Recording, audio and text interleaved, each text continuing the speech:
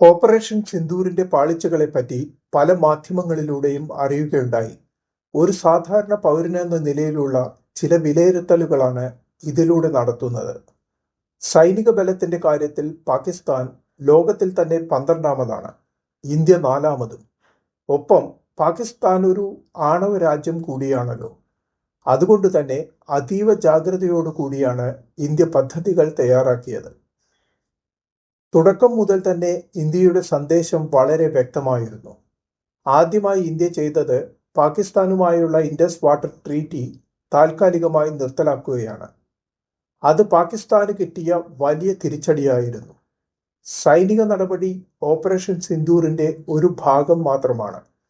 അതിലൂടെ ഇന്ത്യ ലക്ഷ്യം വെച്ചത് പാകിസ്ഥാനിലെ ഭീകരരെയും അവരുടെ പരിശീലന കേന്ദ്രങ്ങളെയും ലോഞ്ച് പാഡുകളെയും ഒക്കെയാണ്. പാകിസ്ഥാന്റെ ആക്രമണത്തിനുള്ള തിരിച്ചടിയായിട്ട് മാത്രമാണ് നമ്മൾ അവരുടെ സൈനിക കേന്ദ്രങ്ങളും മറ്റും ആക്രമിച്ചത്. മുൻകൂട്ടി പാകിസ്ഥാനെ അറിയിച്ചാണ് ഇന്ത്യ തുടക്കത്തിൽ ആക്രമിച്ചതെന്ന് പ്രചരിപ്പിക്കുന്നത് തികച്ചും ബാലിശമാണ്. അങ്ങനെയാണെങ്കിൽ അവരുടെ ഒരു ഭീകരൻ പോലും കൊല്ലപ്പെടുമായിരുന്നില്ല. അതുപോലെ ഇന്ത്യക്ക് ചില യുദ്ധവിമാനങ്ങൾ നഷ്ടമായി എന്ന വാദത്തിനും ഇതുവരെ അടിസ്ഥാനമൊന്നുമില്ല. എന്തെങ്കിലും തെളിവ് ഇന്ത്യയിൽ നിന്നോ പാകിസ്ഥാനിൽ നിന്നോ കിട്ടിയിരുന്നെങ്കിൽ മാധ്യമങ്ങൾ അത് തീർച്ചയായും ജനങ്ങളിലേക്ക് എത്തിക്കുമായിരുന്നു.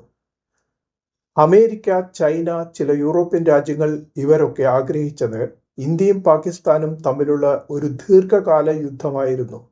അതിലൂടെ ഇന്ത്യയുടെ വളർച്ചയ്ക്കും വികസന കുതിപ്പിനും തടയിടാമെന്നും അവർ കരുതി. ഇന്ത്യയുടെ രാഷ്ട്രീയ നേതൃത്വം വളരെ പക്വതയോടെ പെരുമാറുകയും ഏറ്റവും അടുത്തു കിട്ടിയ അവസരത്തിൽ തന്നെ ഓപ്പറേഷൻ സിന്ദൂർ താൽക്കാലികമായി നിർത്തിവെക്കുകയും ചെയ്തു. ഓപ്പറേഷൻ സിന്ദൂറിലൂടെ ഇന്ത്യയുടെ ലക്ഷ്യം പാകിസ്ഥാനെ നശിപ്പിക്കുകയോ POK പിടിച്ചെടുക്കലോ ഒന്നുമായിരുന്നില്ല.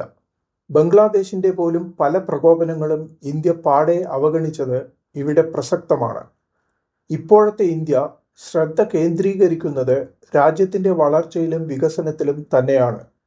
അതോടൊപ്പം ഇന്ത്യക്കു നേരെയുള്ള ഏതൊരാക്രമണത്തിനും ശക്തമായ തിരിച്ചടിയുണ്ടാവുമെന്നും ഓപ്പറേഷൻ സിന്ദൂറിലൂടെ നാം ലോകത്തിന് കാണിച്ചു കൊടുത്തു.